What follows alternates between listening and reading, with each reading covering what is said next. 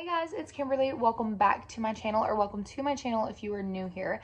Today I'm going to be telling you guys my 18 and pregnant story. I'm going to try to keep this video from being all over the place, and I'm also going to try to keep it short and sweet and to the point.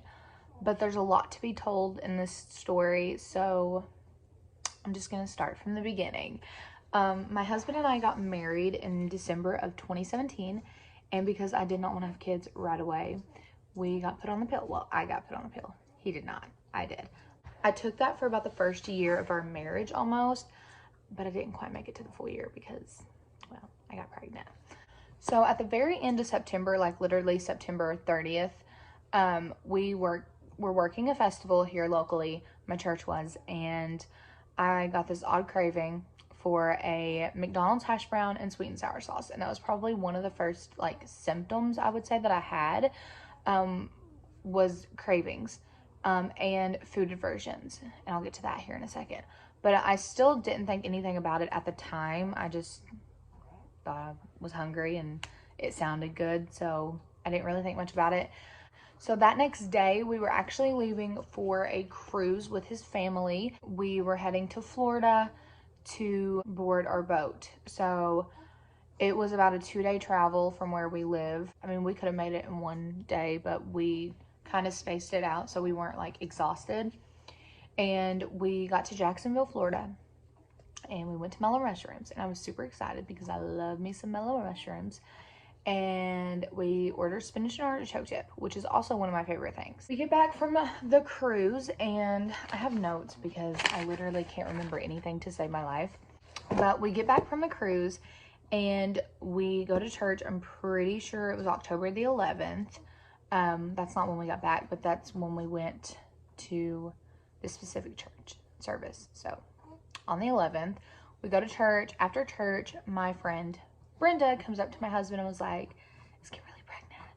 And he was like, "No, not that we know of. I mean, no." And she was like, "Okay." And then she comes up to me and was like, "Are you pregnant?" And I was like, I don't think so. No. But I haven't got my period yet. But I have been cramping, like I'm gonna have a period, and I had some discharge and like just normal things that would make you think you were getting ready to start your period. And she was like, "That happened to me when I was pregnant. You need to take a pregnancy test." I'm like, "How do you even know this?" And like, not in a mean way. Like, I was just like, okay.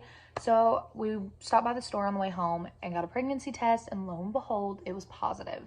And I wish I had a picture of the test, but I did not take a picture of it. I have the test somewhere still, but I don't know where, and they're probably in my bedroom.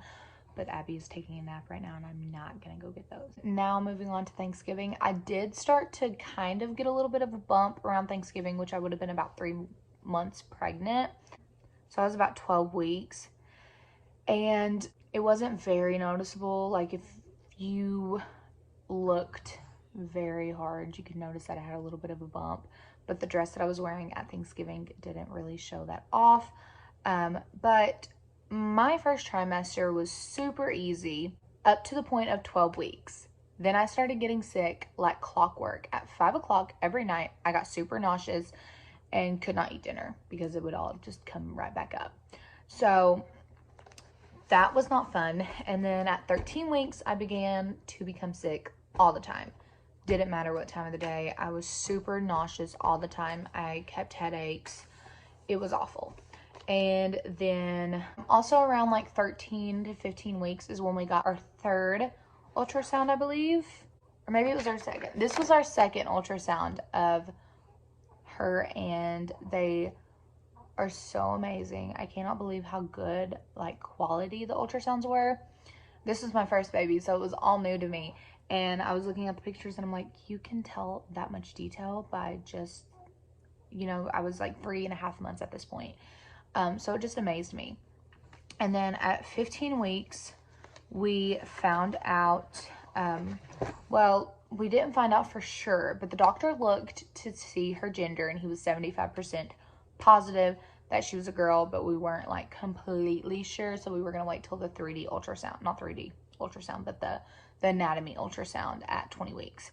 And then fast forward to 17 weeks pregnant, and I had a severe allergic reaction. It was pretty scary because I've had severe allergic reactions before, but being pregnant just makes it even more scary because I didn't know how that would affect the baby. I didn't know if she was okay or what was like going on, and it just made me super nervous. Thankfully, everything ended up being okay. I was okay, the baby was okay, everything was okay, but it's just was super scary. So due to me throwing up all the time, I had lost like 15 pounds within the first couple of weeks of my second trimester, which was kind of stressful because, you know, at that point you're supposed to be gaining weight, and I was not gaining weight because I couldn't hold anything down. So it was just very nerve-wracking, this whole pregnancy. It just was not a good pregnancy at all. And it gets worse. It gets worse. It gets better, but then it gets worse. So, and then at 20 weeks, we had our anatomy ultrasound. Here are the pictures from that. Again, just, I mean, you can like see every toe on her foot and like her hand. It's crazy to me how detailed these ultrasounds are. But, and these aren't even 3D ones, guys. Like, it amazes me.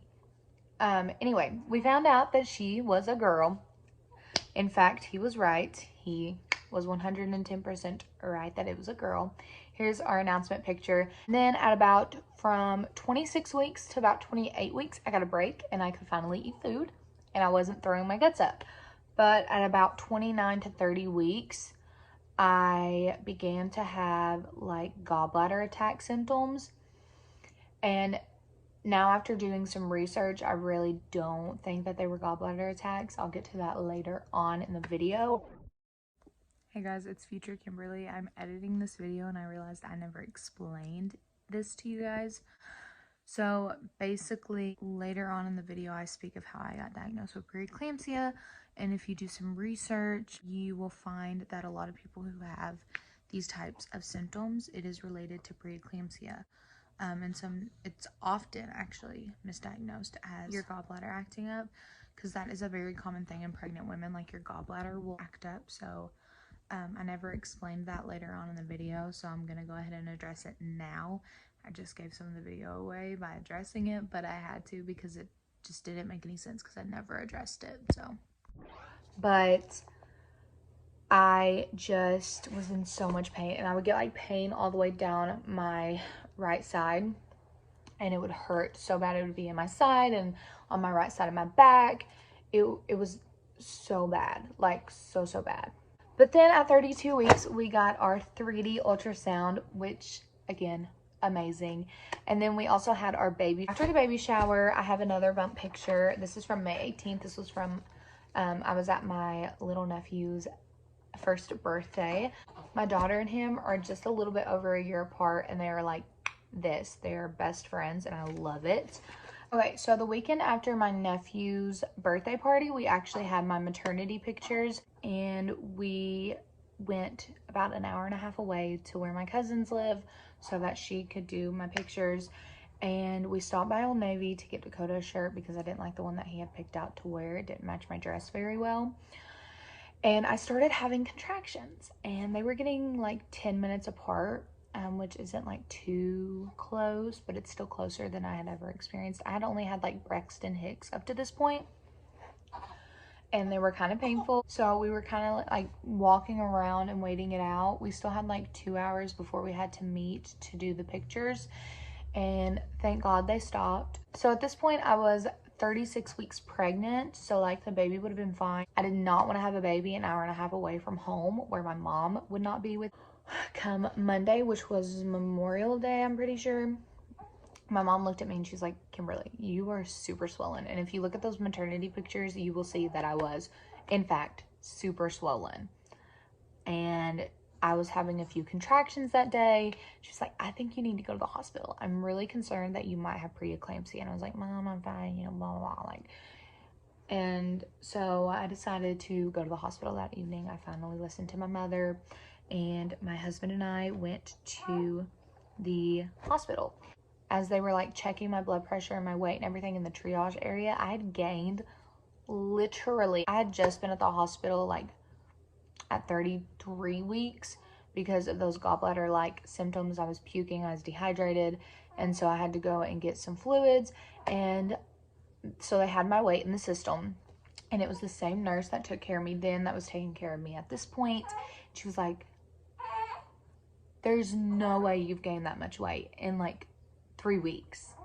Like, there's no way. It was like 20 pounds. I kid you not, guys. So I was like, what? Have I really been eating that much? And then my blood pressure was like hang on, let me see. I have it written down. It was 167 over 80 something when I got there. My doctor came in and he was like, we're going to do a 24-hour urine test to see what your protein levels are at. So we did that 24-hour urine test, and the next day they came back and they were like, your protein levels were at 400, which is enough to be diagnosed with preeclampsia. So at that point, I had been diagnosed with preeclampsia. So we went into the hospital on the 27th. So when I found out that I was preeclamptic, that was on the 28th, I believe. So at this point, they are making up a plan. They're talking to all the doctors that are going to be on call each day to figure out when I should be induced. So they come to the conclusion for me to be induced on the following Monday. So it would have been the 3rd. And I was like, okay, great. So they were like, we're not going to send you home. We're just going to keep you in the hospital because there's no reason to send you home. And then the next day on Wednesday, they come in and they're like, okay, we're going to send you home and you're going to come back on Sunday night and we're going to start the induction medication. And I was like, okay. So I go home, and that night I slept like a baby. But that also was concerning to me because I could always feel Abby kept me up all night kicking me. And I wake up to go pee that morning. It was like 4 or 5 o'clock in the morning, maybe even 6 o'clock. And I still had not felt her kick. So I get up, I drink something, and she still was not kicking. So I go back to bed. She still had not kicked. I could not feel her move. And it made me really nervous. So I actually had a doctor's appointment that day, but we ended up going to the hospital because they were going to send me to the hospital anyway to do a non-stress test. I knew they would.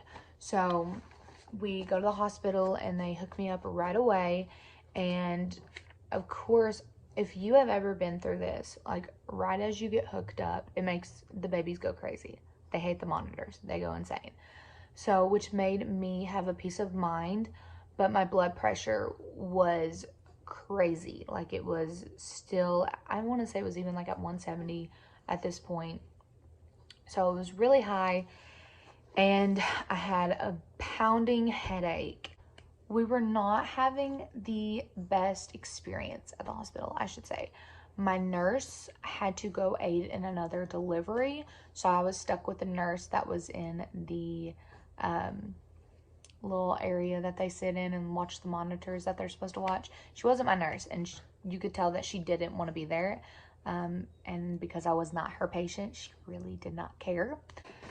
She was not very nice. She was very rude, and the doctor that was on call was very rude that evening. I did have a better experience with both of those people when I was pregnant with Alethea, so it could have been just a rough day, but whatever the reason was, they were rude, they were not very nice. They just weren't very good that day.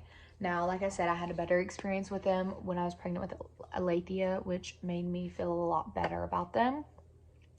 But they didn't care.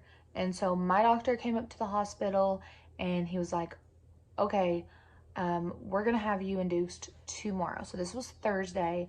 So they decided to induce me on Friday.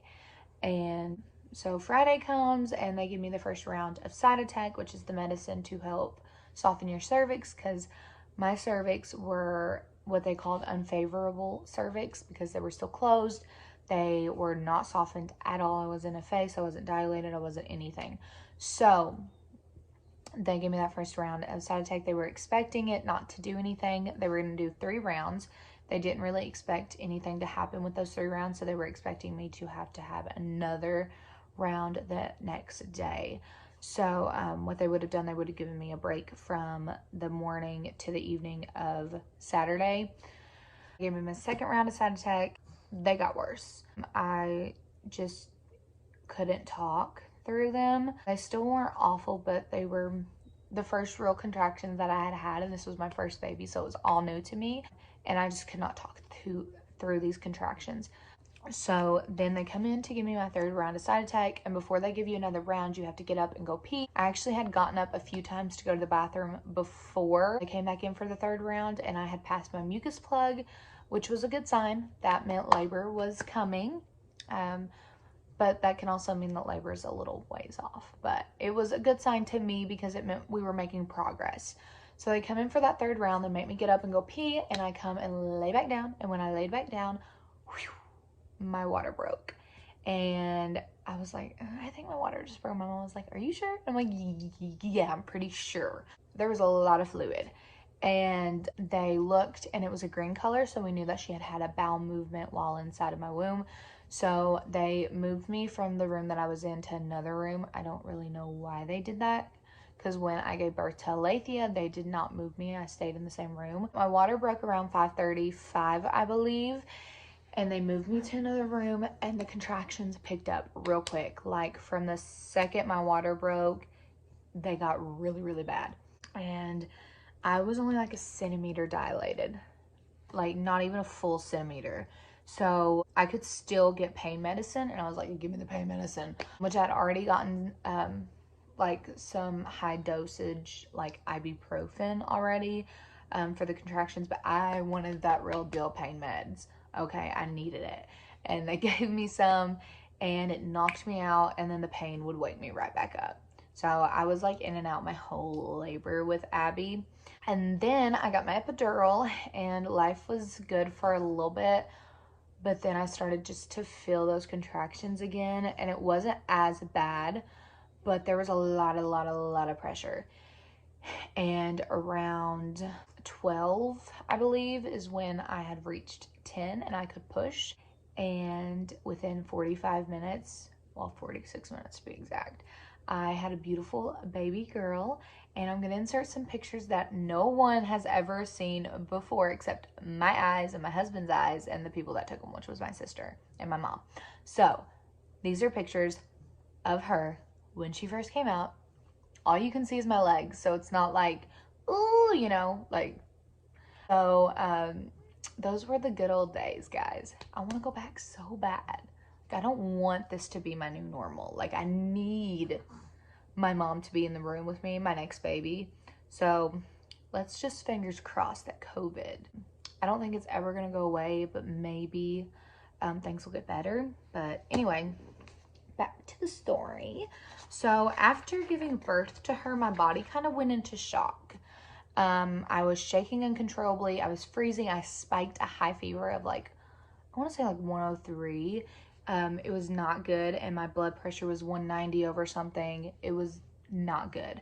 So they explained to me that once I delivered the baby and delivered the placenta, because preeclampsia has something to do with the placenta, that the preeclampsia would go away.